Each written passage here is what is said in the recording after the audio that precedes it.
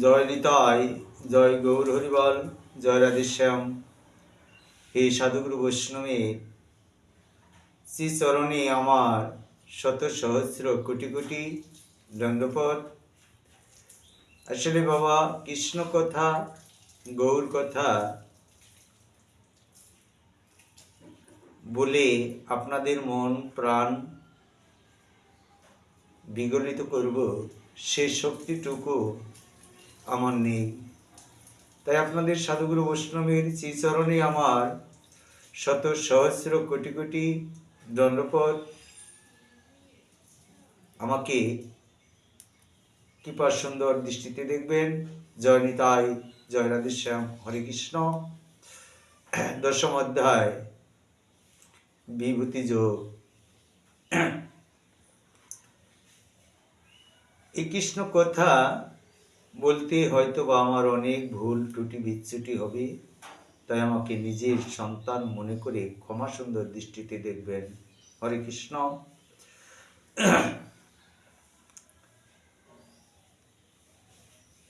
মতে চিত্র মদগত প্রাণম বোধয়ন্ত পরমং কথয়ন্ত চ মাং নিত্যং তস্যন্তি চ রমন্তি চ। নিতাই গৌর হরিবল হরিবল। আমার অনন্য ভক্তি মত চিত্র মত প্রাণ পরম ভুজি পরি আনন্দে মগ্ন।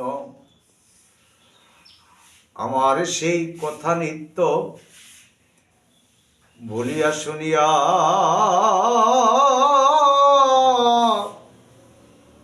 পশনর মন করি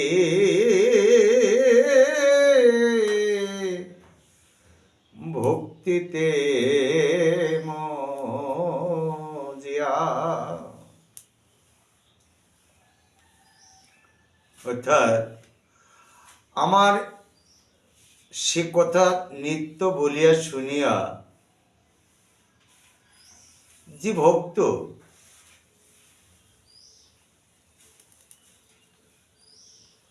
আমার চিন্তা চেতনা ভাব্য ভাবনা করেন, সেই ভক্তিতে একমাত্র সেই পরম ভক্ত তার ভক্তি মার্গে পৌঁছে যায়, ভক্তি সহকারে যে তিনি করেন। তাই এখানে দেখলেন তসন রমন করে ভক্তিতে মজিয়া। ভক্তি না থাকলে ভাবা কখনোই হবে না। সর্বপ্রথম আগে এলো ভক্তি। তাই তার যাদের চিত্র ও প্রাণ সম্পূর্ণরূপে আমাতে সমপ্রেত, তারা পরস্পরের মধ্যেই আমার কথা সর্বদাই আলোচনা করেন বাবা।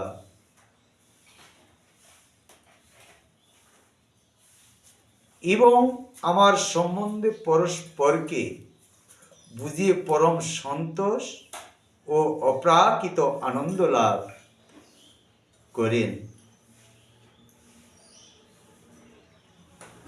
কিন্তু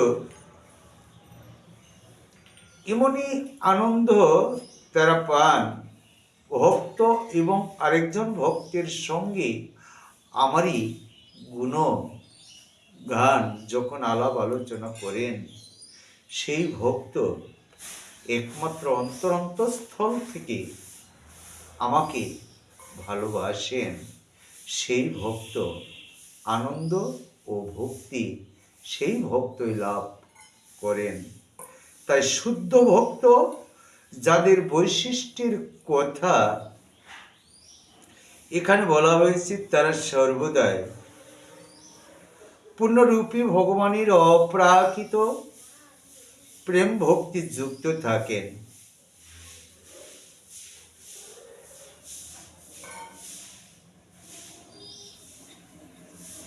তাদের মনে কখনোই শ্রীকৃষ্ণের চরণাবিন্দু থেকে বিক্ষিপ্ত হয় না।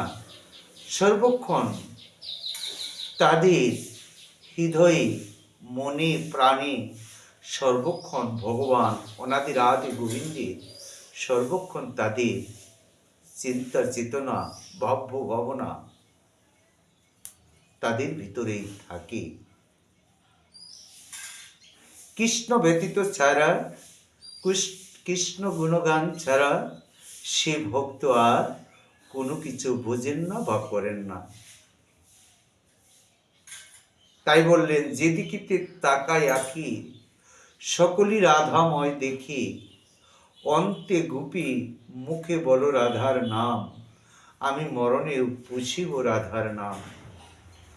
সে ভক্ত একমাত্র কৃষ্ণ ব্যতীত ছাড়া তিনি আর কোনো কিছু বোঝেন না বা চেনেন না।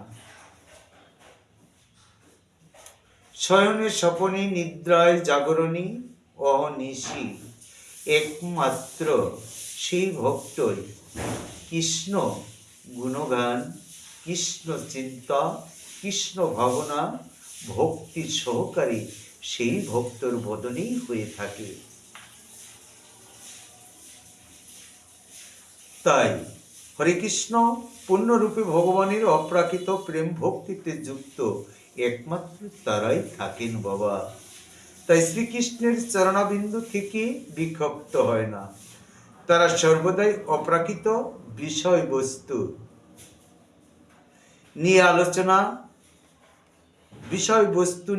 আলোচনা করেন। ভগবানের শুদ্ধ ভক্তের লক্ষণ এই চলকে বিশেষভাবে বর্ণিত হয়েছে। ভগবত ভক্তি দিনের 24 ঘন্টায় ভগবানের লীলাসমূহ কীর্তনে মগ্ন থাকেন। একমাত্র সেই ভক্তই একমাত্র ভগবান শ্রীকৃষ্ণের অনাদি আদি গোবিন্দের মুখস্থিত বাণী, কৃষ্ণ কীর্তন, ভগবানের গুণগান একমাত্র সেই ভক্তই করে থাকেন। তাদের মন প্রাণ সর্বদাই শ্রীকৃষ্ণের চরণাবিন্দু মগ্ন থাকেন বাবা, এবং অন্যান্য ভক্তির সঙ্গে তিনি ভগবানের কথা আলোচনা করেন, গভীর আনন্দ উপভোগ করেন। একমাত্র সেই ভক্তই।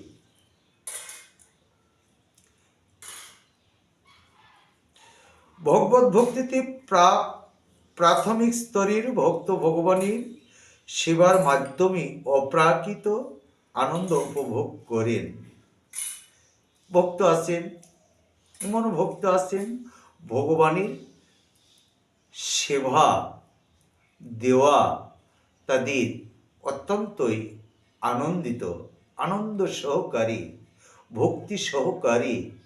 তারা আমার ভগবান শ্রীকৃষ্ণের অনাদির আদি গোবিন্দের সেবা দেন এবং সেই ভক্তই আনন্দ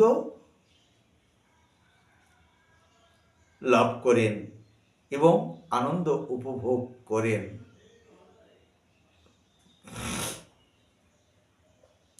এবং পরিকল্পিত অবস্থায় তারা ভগবত প্রেমে প্রকৃত মগ্ন থাকেন।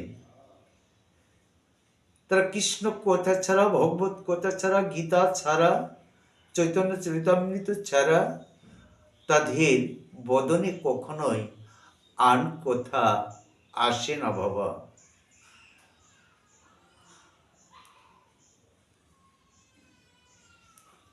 তারা একমাত্র কৃষ্ণ গুণগান, ভগবানের সর্বক্ষণ শয়নে স্বপনে নিদ্রায় জাগরণী অহনিশি একমাত্র সেই ভক্তই, একমাত্র তারই চিন্তা চেতনা ভাব্য ভাবনা ভক্তি নিয়েই তারা থাকেন। কখন গোবিন্দ তার শ্রীচরণ প্রাপ্ত হবে সেই ভাব্য ভাবনায় একমাত্র সেই ভক্তেরই থাকে।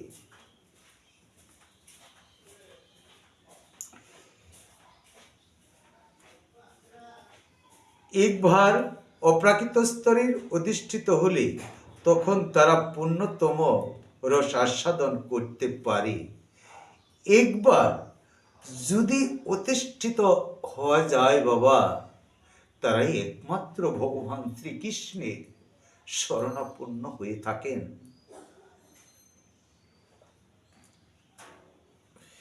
তাই এখানে হরে কৃষ্ণ যা ভগবান তার মাধ্যমে প্রদর্শন করে থাকেন, একমাত্র তারই মাধ্যম নেই হয়ে থাকেন ভগবান শ্রীকৃষ্ণ। তাই শ্রী চৈতন্য মহাপ্রভু ভগবত ভক্তিকে জীবের হৃদয় বীজ বপন করার সঙ্গে তুলনা করেছেন। ব্রহ্মাণ্ডে বিভিন্ন গৃহে অসংখ্য জীব ভ্রমণ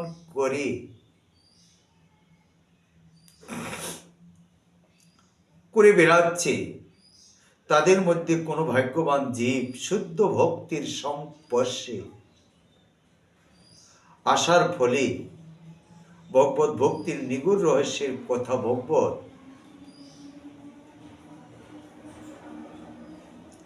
হতে সক্ষম হন। তাই গৌর হরিবল হরিবল।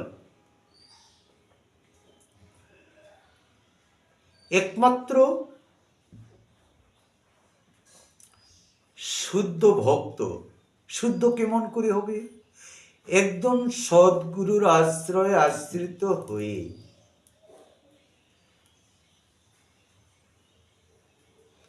তার এই গুরু কর্ম, গুরু যা আদেশ দিলেন সেটিকে অক্ষরে অক্ষরে পালন করে একজন সদ্গুরুর আশ্রয় আশ্রিত হয়ে সেই ভক্তই একমাত্র ভক্তি মার্গে পৌঁছাতে পারে। তাই শুদ্ধ ভক্তির সংস্পর্শে আসার ফলে ভগবত নিগুড় রহস্যের কথা অবগত হতে সক্ষম হন সেই ভক্তই একমাত্র। এখানে বললেন, আশ্রয় করিয়া ভজি তারে কৃষ্ণ নাহি তেজে, আর জীব মরে অকারণ। একটি হলো গৌণ আর একটি হলো মোক্ষ। গৌণ কি? আমরা বিভিন্ন চিন্তা চেতনা ভাব্য ভাবনা নিয়ে সংসার নিয়ে বসে আছি, কিন্তু ভগবান শ্রীকৃষ্ণ অনাদির আদি গোবিন্দের কথা তো কখনো ভাবিনি, কখনো চিন্তা হলো না। আপনাদের হয়েছে, আমার এই কাঙাল এই অধমীর কখনোই কৃষ্ণ চিন্তা হলো না। যে ভক্ত, শুদ্ধ ভক্ত অনাদির আদি গোবিন্দের চিন্তা চেতনা করেছেন, সেই ভক্তির হয়েছেন। আমার মতো অবগার, আমার মতো কাঙালির, আমার মতো অধমী কখনো তো গৌর গোবিন্দের চিন্তা চেতনা হলো না। আপনাদের হয়েছে, যার হয়েছে তারই ভগবান শ্রীকৃষ্ণেরই হয়ে গেছেন।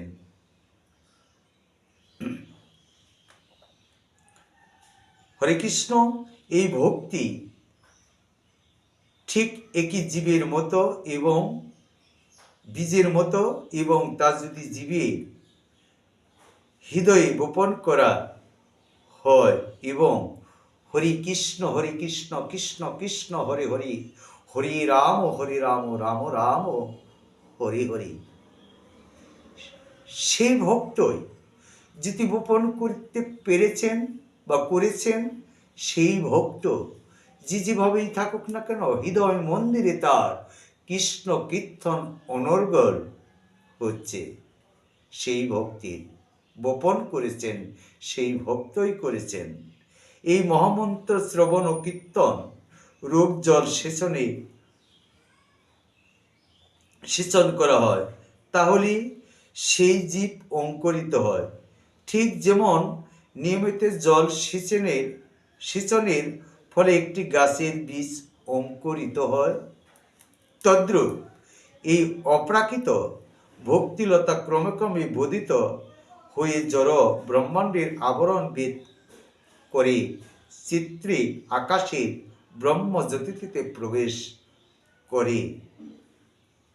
চিত আকাশে এই লতা পতিত হতে থাকে এবং অবশেষে সর্বোচ্চ আলয় শ্রীকৃষ্ণের পরম গ্রহলোক গোলক গোলক বৃন্দাবন প্রবেশ করে। জয় নিতাই, জয় গৌর হরিবল।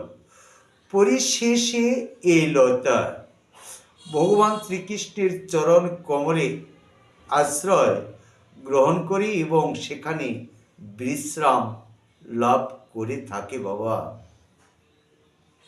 তাহলে এখানে আমরা জানতে পারলাম গৃহলোক গোলক বৃন্দাবন প্রবেশ করে পরিশেষে এই লতা ভগবান শ্রীকৃষ্ণের চরণ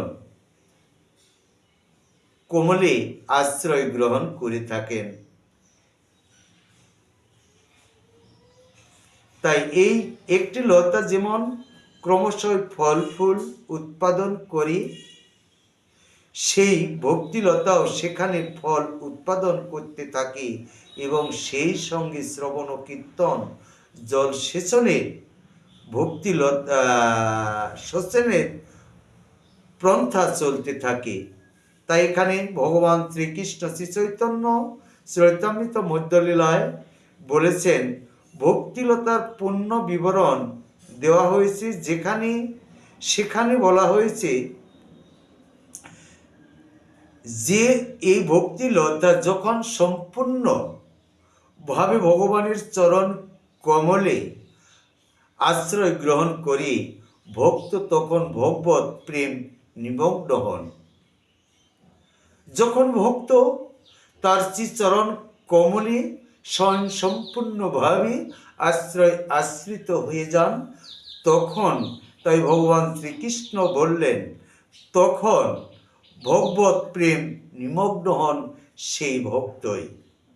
তাই হরে কৃষ্ণ, তখন তিনি এক মুহূর্তের জন্য ভগবানের সংস্পর্শ ব্যতীত থাকতে পারেন না। ঠিক যেমন একটা মাছ জল ছাড়া বেঁচে থাকতে পারে না, তদ্রূপ এই অবস্থায় পরমেশ্বর ভগবানের সংস্পর্শে আসার পরে ভক্ত সমস্ত দিব্য গুণে গুণান্বিত হন, সেই ভক্তই হয়ে যান বাবা।